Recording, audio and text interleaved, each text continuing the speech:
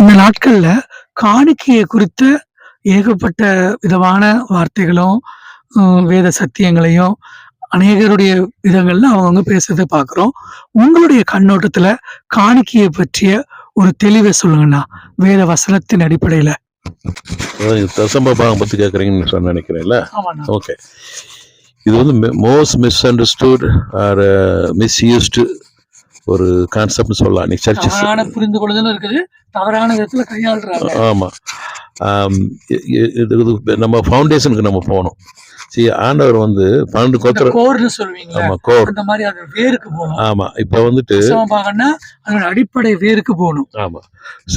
எங்க ஸ்டார்ட் ஆச்சுன்னா, பழைய ஏற்பாடுல வந்து ஆண்டவர் 12 கோத்திரம் இருந்தாங்க, தெரியும் உங்களுக்கு. ஆமாண்ணா. அப்ப வந்து பிராமிஸ் லேண்டுக்கு வரும்போது ஆண்டவர் வந்து 11 கோத்திரத்துக்கு வந்து சொத்து கொடுக்குறாரு, இந்த லேண்டை கொடுக்குறாரு. நீங்க இதை வச்சுக்கோ. இன்ஹெரிட் ஆமா. ஆனா லேவியர், லீவைஸ் இங்கிலீஷ் சொல்லுவாங்க, லேவியருக்கு மட்டும் எதுவும் கொடுக்கல. அவங்க வேலையை வந்து அந்த டெம்பிளை பாக்குறது அவங்க வேலை, தேவனுடைய வேலையில பாக்குற அவங்க வேலை. இப்ப அவங்களுக்கு என்ன பண்றாரு, அவங்களுக்கு சாப்பாடு வேணுமே. ஏன்னா அப்ப அவங்களுக்கு என்ன பண்றாரு, இந்த 11 கோத்திரம் வந்து 1/10 அது வந்து கமாடிட்டி, அதாவது ஒரு பாகம். நீங்க வீட்டோ என்னென்ன செய்யறீங்களோ, விளையோட ஆடு மாடு எது இருந்தாலும் 1/10 வந்து அவங்களுக்கு கொடுக்கணும். தானியங்கள் அப்ப ஆயிலோ எல்லாம். அப்ப அதுதான் அவங்களுக்கு வந்து அவங்களுடைய தேவைகளை சந்திக்கிறதுக்கு. லேவியர்களுக்கு அவங்க அங்க டெம்பிள் வந்து ஸ்டோர் ஹவுஸ் வச்சிருப்பாங்க. ஆமா, ஒரு களஞ்சியமா பெருசா வச்சிருப்பாங்க. அதுல போய் ஸ்டோர் பண்ணுவாங்க. அவங்க என்ன பண்ணுவாங்க, அவங்களுக்கு போக மீதியை வந்து இந்த புவர் பீப்புளுக்கும் விடோஸுக்கும் கொடுப்பாங்க. இந்த பர்பஸுக்கு கடவுள் செஞ்சு வச்சாரு. அது பெரும்பாலும் வந்து தானியங்கள் அந்த மாதிரி தான், காசு கிடையாது. ஏன்னா மெயினா தான் பண்ணாங்க. அந்த நாட்டுல பணம் இல்ல இருந்துச்சு, பட் அது ஒரு சொல்ல. அவர் மெயினா சொன்னது வந்து, நீங்க என்னென்ன விளையுதோ எல்லாத்தையும் கொடுங்க, உள்ள ஆசீர்வாதப்பேன்னு சொல்றாரு. மாலக்காய் சாப்டர் 3 நீங்க ரீட் பண்ணீங்கன்னா, மல்கியான் புத்தகம் போட்டிருக்கு, பத்தி போட்டிருக்கு. நீங்க வந்து என்ன சோதிச்சு பாரு, நான் கூரையை பிச்சு உங்களுக்கு கொடுப்பேன்னு சொல்றாரு.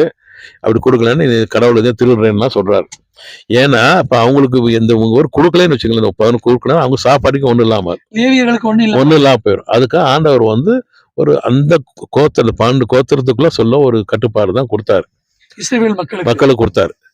ஏன்னா ஏன் தெரியுமா, அப்ப ஏன் இப்படி கேட்பீங்க, ஏன் இப்ப லேவியருக்கே சொத்து கொடுக்கல அப்படின்னா, லேவியருக்கு சொத்து கொடுத்தான்னு வச்சுங்க, ஆண்டவர் கொடுத்தான்னு வச்சுங்களேன், ஒரு பை டெம்பிள் இருக்க மாட்டான்.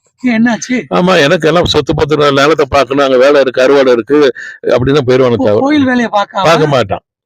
அந்த ஆண்டவர் பர்பஸ் பண்ணிருக்காரு.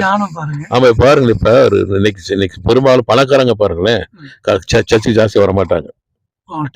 ரொம்ப படிச்சவனும் வரமாட்டான், என்ன ரொம்ப பணக்காரன் போது சபையில பார்த்தா ஜாஸ்தி வரமாட்டாங்க. சிலர் வந்தாங்கன்னா பந்தாக்கா வருவாங்க, பேர் தெரியணும், பெருசா முன்னாடி அவங்க பேரை சொல்லணும், அப்படிதான் வருவாங்களே தவிர சரின்னா வரமாட்டாங்க. இப்ப ஏன் ஆண்டவர்களுக்கு லேண்டு இது கொடுத்துருந்தா ஒரு பேர் கடவுள் வேலையை செய்ய மாட்டாங்க. அது அன்னைக்கு வச்சது. ஆனா இன்னைக்கு நமக்கு என்னன்னா, சரி, ஏன்னா இப்ப யாரு 12 கோத்திரமா, இப்ப நம்ம இஸ்ரேல் மக்கள் கிடையாது, அது இன்னைக்கு அப்ளை ஆகாது. இப்ப நியூ கவர்னர் எப்படி போட்டிருக்குன்னா, சரி, அது 1:9:5 நினைக்கிறேன், சாரி, பட் இப்ப என்ன சொல்லிருக்குன்னா, God loves a cheerful giver. உற்சாகமாய் கொடுக்கிறவனிடத்தில் தேவன் பிரியமாய் இருக்கிறார். அப்ப இன்னைக்கு அப்படின்னா, சரி, அப்ப நீங்க கேட்பீங்க, பட் டைஸ் நான் கொடுக்கணும் அவசியம் இல்லையா? என்னன்னா, கடவுள் வந்து லிமிட்டே வைக்கல, ஆமா. அவர் வந்து ஏன் தெரியுமா, நம்ம கடவுளுக்கு ஃபேவர், அவர் தான் எல்லாமே அவனுக்கு கொடுத்துருக்காரு. நீ 1% கொடு, 2% கொடு, 5 கொடு, 10 கொடு, 20 கொடு, 30 கொடு, டசன்ட் மேட்டர். நீ எது கொடுத்தாலும் சந்தோஷம் சமாதானமா கொடுக்கணும். ஆமா, எதிர்பார்த்து கொடுக்கணும். அப்பா நீ கடவுள்கிட்ட கொடுத்தா 10 கொடுத்தா 100 கிடைக்கும் அப்படின்னா, அது வந்து நம்ம ஹிந்து ஃப்ரெண்ட்ஸ் அதான் செய்யறாங்க. என்ன, நம்ம ஆண்டவர் அப்படி கிடையாது. எல்லாமே அவர் கொடுத்தாதான், யூ ஓன்ஸ் எவ்ரிதிங். நீ சந்தோஷமா, அப்பா இப்ப உங்க பிள்ளைக்கு ஒன்று செய்யறது எவ்வளவு சந்தோஷமா செய்வீங்க, வாங்கி கொடுக்கறதுன்னா, என் பிள்ளைக்கு செய்யணும், அந்த மாதிரி ஆண்டவர் எதிர்பார்க்கிறாரு. ஏன்னா அது வந்து அவருக்கு he doesn't, he owns everything. அப்ப ஊழியக்கார நல்ல ஊழியக்கார கொடுங்க. இப்ப காசு இல்லாம உங்களுக்கு தெரியும், சில ஊழியக்காரங்க வந்து காசு தெரியும், சில உண்மையிலே ஜெனியன். நல்ல ஊழியக்கார அவங்க உண்மையிலே ஜெனியன், அந்த மாதிரி காசை கொடுங்க, தப்பு கிடையாது. ஆனா நம்ம கொடுக்குற மோட்டிவ் வந்து தப்பா இருக்கக்கூடாது, தவறா இருக்கு. ஆமா, நீ கொடுக்கற வந்து, அப்பா ஏன்னா ஆண்டவர், அப்பா எப்படி இருந்து நீ கடவுள் இன்னைக்கு இப்படி வச்சிருக்க, தேவையெல்லாம் சந்திச்சுக்க ஆண்டவரே. அப்ப என்னோட லெஸ் ஃபார்ச்சுனேட்டா எவ்வளவு இருப்பாங்க, அவங்களுக்கு நான் உதவி செய்யணும், அப்படி நல்ல ஒரு புவருக்கு கொடுக்கறதோ. அதே மாதிரி நீங்க புவர் பீப்புள் செய்யறாங்க, விடோவுக்கோ செய்யற தப்பு கிடையாது, சர்ச்சுக்கு கொடுக்குறது தப்பு கிடையாது. ஆனால் மோட்டிவ். ஆனால் இன்னைக்கு என்ன ஆகி போச்சுன்னா, பெரும்பாலும் சர்ச்சில் வந்து அதை ஃபோர்ஸ் மாலக்காயை சொல்லி மல்கியாவை சொல்லி பயமுறுத்தி அது என்ன தெரியுமா, 10 குறைக்கு சர்ச்சிலே 2 செட்டப் பண்ணி வச்சிருப்பான் சாட்சி சொல்ல. நான் போன மாதம் நான் டைஸ் கொடுக்கல, என் கார் வந்து ரிப்பேர் ஆகி போச்சு, எனக்கு போச்சு. அப்போ ஐயோ போச்சுப்பா, நம்ம காணிக்க கொடுக்க நமக்கு பிரச்சனை ஆயிரும், இல்லாட்டி சிக்காயிட்டேன், ஹாஸ்பிட்டலில் போய் செலவழிச்சேன் அப்படின்னு ஒரு சிலர் வந்து சொல்லுவாங்க. அதை பார்த்து பயந்து போய் ஒன்று ஃபியரில் கொடுப்பாங்க, அன்னைக்கு 2 கொடுத்தா 4 கிடைக்குன்னு சொல்லி அவர் எதிர்பார்த்து 2மே தப்பு. அது ஆண்டவரும் இருதயத்தை தான் பார்க்குறாரு.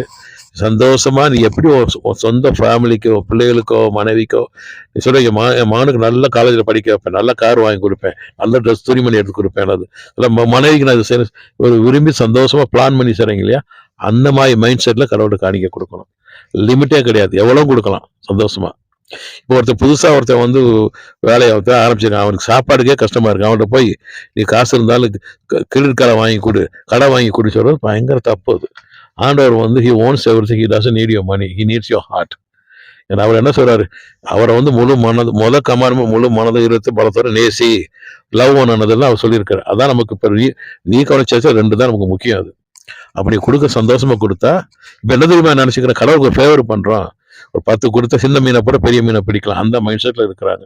10 குறைக்கு எல்லா பாஸ்டரும் வந்து காசு ஆசையில வந்து டைஸ் கொடுக்கணும் பயமுறுத்தி டைஸை வாங்கிட்டு இருக்கிறாங்க.